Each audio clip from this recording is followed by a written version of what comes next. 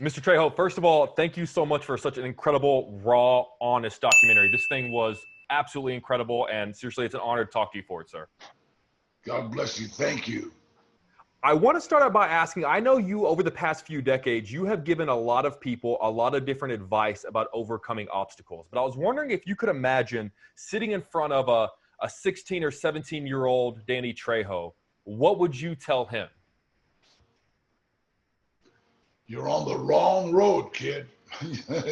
And I would give him previews of coming attractions, which are dying, going to jail, or going insane. And actually show him. That's what I liked about this documentary, is it kind of gives hope to people that feel they're hopeless. Like when you go to juvenile hall, it's the most hopeless place in the world. So is youth authority, so is the penitentiary.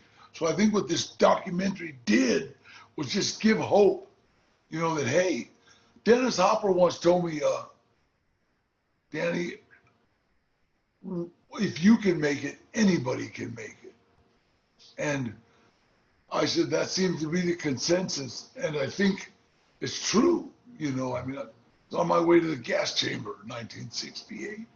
And to where I'm at now, it has to be like divine intervention, And that's all I had to do was just say, surrender. Hey, I quit. I go, okay, take it over because I can't do it. I was curious, what was that moment? Because I know by the time you kind of ended up on a Hollywood set, you had already really started turning your life around and you were moving in the right direction. So what was that singular moment, if you can pinpoint one, where you paused and went like, I can't do this anymore?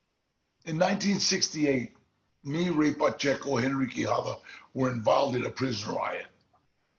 And we went to the hole. We had gas chamber offenses, and it didn't look good.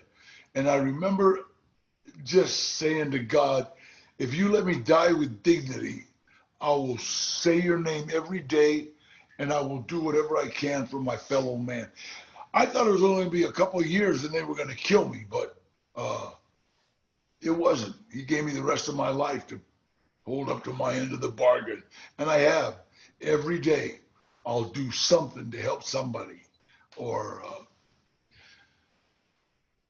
And I've held up my end of the bargain, and he's held up his.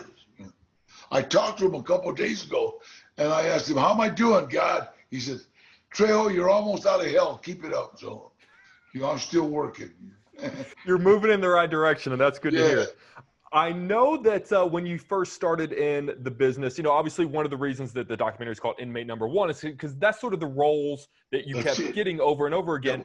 What was the set or the role that first made you fall in love with it? Not when you necessarily were just playing Inmate Number One over and over again, but was there one where you went like, oh, I can do a lot more than that. Like I can do this. Yeah. Well, it was funny because I did a movie called Runaway Train where I trained Eric Roberts how to box. And then the director saw me and liked my look. And so I that was like when I got my SAG card and I realized, hey, this is like good money, first of all. And then secondly, my first check on Runaway Train, I made more money than I ever made in a robbery. Or, really, it's like, and God, it's just literally, and all of a sudden I'm thinking, I can do this. I can do this. And then I played Inmate Number One for like the first 5 years of my career. And the first time I was being interviewed by some little girl fresh out of interview school, she asked me, Danny, don't you feel you're being stereotyped? And I said, what do you mean? She says, well, you're being typecast as the bad Chicano dude. And I thought about it. I said, I am the mean Chicano dude. What are you talking about?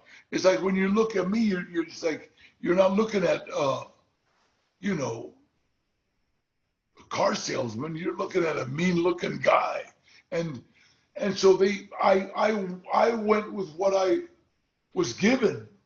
And I stayed around long enough to where Robert Rodriguez found a part called Machete, and I played a good bad guy, a bad good guy, and I got to kiss Jessica Alba 8 times, so shit, I made it. Also, I love that movie, by the way. That's such all that I'm so glad you brought that up. I would have loved that movie even if I wasn't in it. Yeah, that's how you know it's a good movie. Is you don't love it just because you're in it. One of the things I love is this idea that I'm going to put this interview on TV here in Chicago, and then I'm going to blast it all over social media. And there could be a kid watching who is maybe in that gray area of his life where he's trying to figure out which direction he's going to want to go.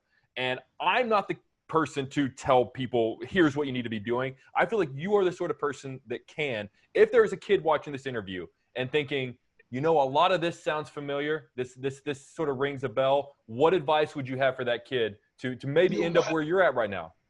My biggest thing is drugs and alcohol will ruin your life. Education is the key to anything you want to do. And I would rather shoot for the moon and miss than aim for the gutter and make it. I actually want to take that quote and frame it on the wall because that's a hell of a quote. Mr. Trejo, you have always been so kind to me, sir. I hope you and your family are doing very well, and God bless you, sir. And hopefully next time we chat is in person. Thank you. God bless you. All right, take care, sir. Thank you very much.